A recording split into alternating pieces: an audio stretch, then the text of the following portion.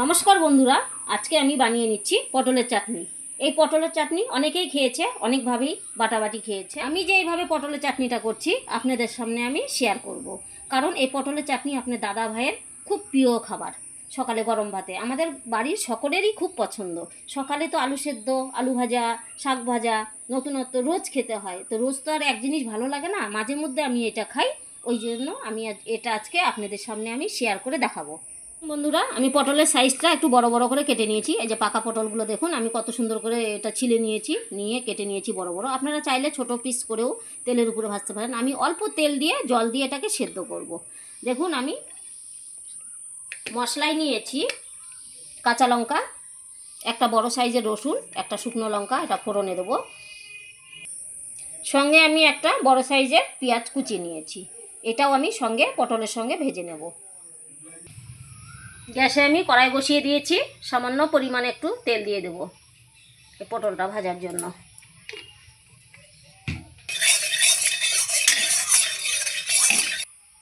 আমার তেল খুব সুন্দর গরম হয়ে গেছে, তেল থেকে ধোঁয়া উঠছে। আমি পটলটা কেটে ধুয়ে পরিষ্কার করে নিয়েছি, সেটা ছেড়ে দিলাম।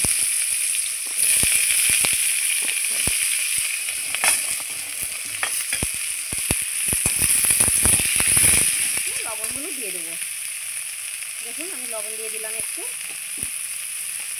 লবণটা আপনারা নিজেদের স্বাদ মতো দেবেন।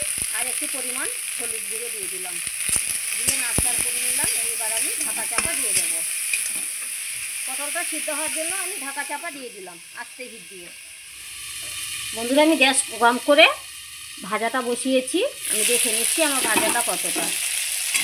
দেখুন, তেলটা কত কম দিয়েছি, হালকা হিটে। এই যে আমার পটল সিদ্ধ হয়ে গেছে, দেখুন কত সুন্দর। আমি এখন পেঁয়াজ কুচানোটা দিয়ে দেবো। পেঁয়াজটাও এর মধ্যে আমি হালকা ভেজে নেব, নাহলে কাঁচা পেঁয়াজের একটা গন্ধ থাকে, সেটা কেটে যাবে। আমি একটু এখন সামান্য পরিমাণ জল দিয়ে দেবো। এই জলে আমার পটল পেঁয়াজ সেদ্ধ হয়ে যাবে।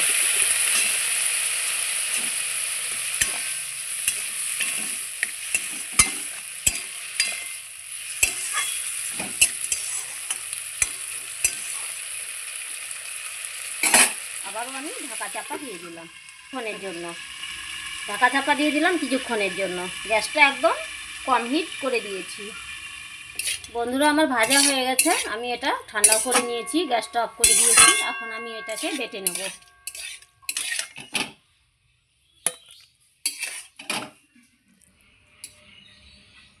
এইবার আমি ঢেলে দিচ্ছি ঠান্ডা হওয়া পেঁয়াজ পটল মিক্সির বাটিতে। এখন আমি পেস্ট করে নেব। বন্ধুরা, এই যে পটল আর পেঁয়াজ আমি ভালো করে পেস্ট করে নিয়েছি।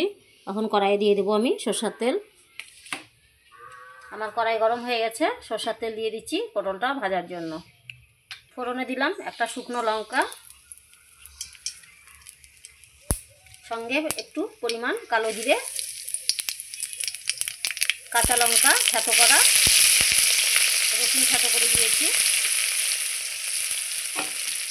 এটা আমি ভালো করে ভেজে নেব। কালো জিরে আমি খুব ভালো করে ভেজে নিয়েছি, লাল লাল করে। কি সুন্দর সুগন্ধ বেরিয়েছে রসুনে। আমি এখন বেটে রাখা পটলটা দিয়ে দেবো।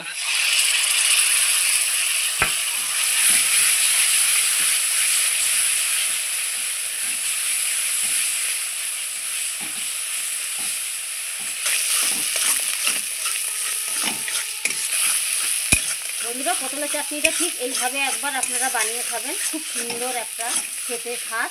আর রসুনের যে একটা ফ্লেভার আছে, সেই রসুনের এত সুন্দর ফ্লেভারের গন্ধটা বেরিয়েছে, অসাধারণ।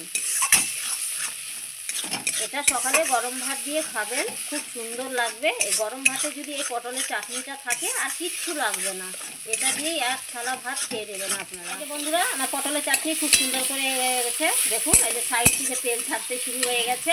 আর দেখুন, কড়াইয়ের মধ্যে গোটাটাই এই যে ঘুরছে, একদম লেগে নাই। তার মানে খুব পটলের চাটনিটা খুব সুন্দর করে ভাজা হয়ে গেছে। দেখুন কতটা ছিল পটলের চাটনি, ভেজে কতটুকু হয়ে গেল। তেলটাও দেখুন আপনারা, কত পরিমাণে কম দিয়েছি, তবুও তেল বার হয়ে গেছে। দেখুন, তেল ছাড়তে লেগেছে। দেখুন, এটা এখন আমি উঠিয়ে নেব একটা পাত্রের মধ্যে। পটল ভাজা, পটলের চাটনি খুব সুন্দর করে ভাজা হয়ে গেছে।